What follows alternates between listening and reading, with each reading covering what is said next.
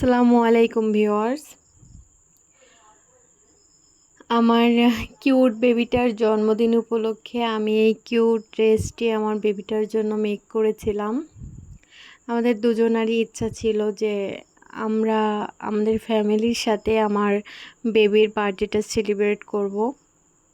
এজন্য আমরা প্ল্যান করেছিলাম যে বার্থডের আগে ছুটি আসব। আর এই ড্রেসটা আমি যেদিন মেক করি প্রায় রাত 12:30 একটা পর্যন্ত আমি কাজ করেছি, দেন ঘুমিয়েছি। পুরো ড্রেসটা কমপ্লিট করেই তারপরে আমি ঘুমিয়েছি, কেননা আমি চেয়েছিলাম যে আমার বেবি বার্থডেতে আমার নিজের হাতে তৈরি করা ডিজাইন করা একটা ড্রেস পরবে।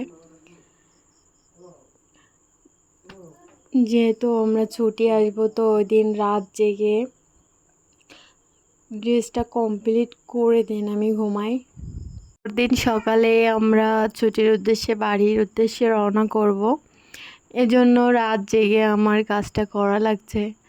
তবুও আমার অনেক বেশি ভালো লাগছে যে আমি নিজে মেক করে ডিজাইন করে আমার বেবিকে এটা গিফট দিতে পেরেছি।